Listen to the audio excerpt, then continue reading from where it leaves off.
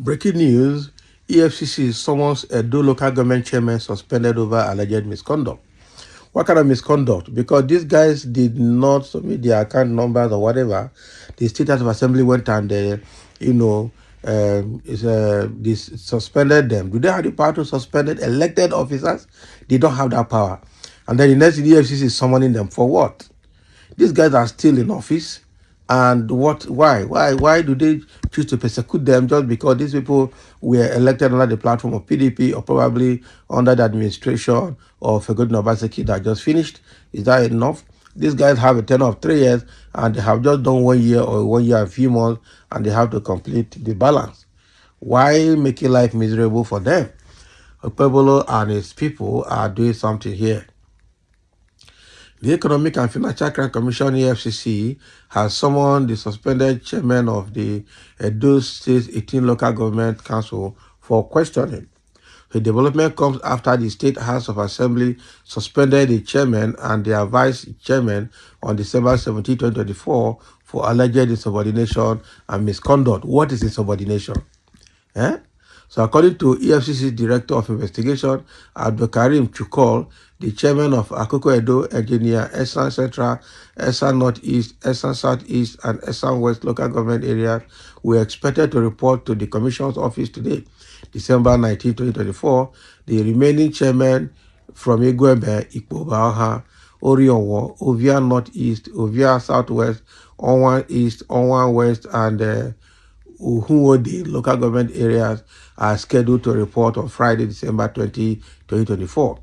So the EFCC has requested that the chairman bring certified true copies of comprehensive documentation relating to staff strength and payroll, details of accounts, where funds are received for payment of staff salaries, and statements of account from January to date.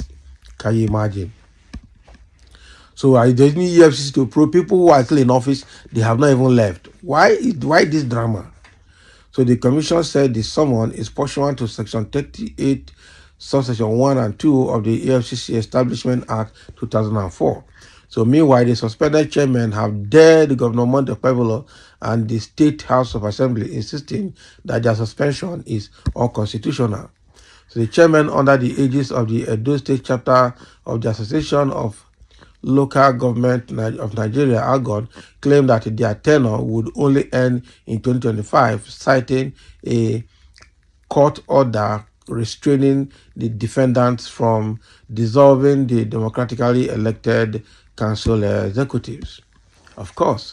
So this one now that Pueblo is now beginning to use EFCC to pursue them, meaning that he wants to sack them and then use Katika committee to complete their tenure. It won't work that way now. Why? I don't understand what is happening in this country. Is this how to play politics? Is this how to do politics? Is this how to do politics? How can you just use instrument of executive power within your disposal to frustrate other people just because they are not your party?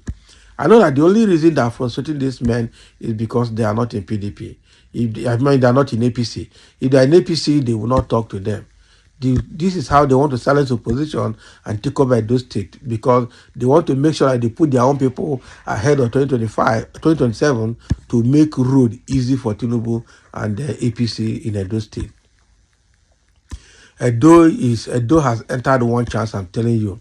And these guys are not they're using all powers from power of incumbency, power of federal might to deal with opposition in that state, and that is very, very bad.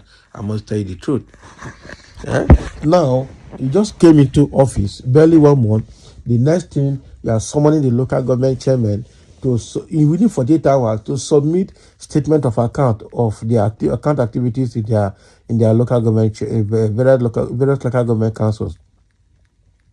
Now, because they didn't obey you within 48 hours, you went and petitioned the State House of Assembly, and they went and erroneously placed suspension on the local government chairmen and their deputies, saying that all the members of the State House of Assembly from those local government will henceforth begin to act in the capacity of local government chairmen. Where is that done? How can you put some people, appoint people to go and run an office that have substantive elected individuals running it? How?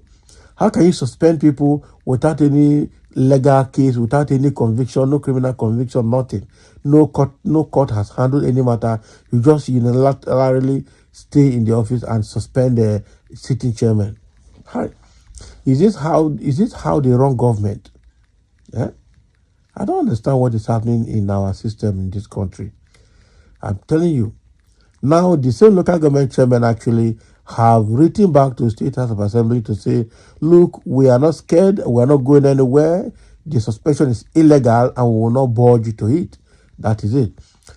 There's already a substantive judgment from the Federal High Court in Edo State that has restrained both the state government and the House of Assembly from disturbing the tenure of the local government chairman. And has also established that the local government chairman will have to complete their tenure under the provisions of the law.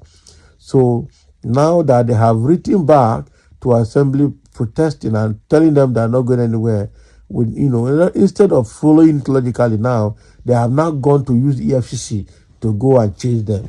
Does this make sense? In the midst of all of this, PDP in Edo State has come out to shout and say what this assembly and the Pueblo government is doing is illegal and will not be acceptable. That is the truth. So what I see here, I see APC, I see Pueblo trying to chase everything called. So what is Pueblo's motive in doing this thing that he's doing now? And what is his motive in chasing these local government chairmen left, right, and center? What offense have they committed? And in the midst of all of these, federal government and the Supreme Court have declared the local government autonomy, meaning that they have to work as independent arm of government, and they report to the governor in dotted lines, just like the governors report to the president. Okay, so we understand that administratively, or whatever you want to call it, they're on their own, and operationally or whatever, maybe the state governor is still their boss, but they are duly elected. They're not political appointees. That is the question. So, and that is why PDP is telling the Pueblo government that these guys are not political appointees. They are elected into the office, and so you cannot just suspend them unilaterally. There has to be a certain level of, court order or jurisdiction or whatever before you can send them packing. I don't understand what Pueblo is trying to achieve. He just wants to frustrate them simply because they are PDP, and then he will put his APC caretaker committee from there, elect APC to be there. And I'm sure the next local government election, they're going to make sure that APC sweeps the whole 18 local government, and they'll come and tell you what about Rivers State, what about Kano State, and which other state is Anambra State again, where one party won everything at all. But that was exactly what the same thing that is playing out in Imo State and Kogi State. We saw when the governor of Imo State, Hope Zadima, was re-elected. We saw how it happened. We saw what happened in the Kogi State election, how Ododo came to power. So the same thing happening in APC State, so it's happening in PDP State. But these people, just Pueblo and his people, want to make sure they use iron-fisted approach to ensure that they take over the state by force, by fire, and the silence opposition permanently. Hi, now, wow. Thank you for listening, and let's have your comment.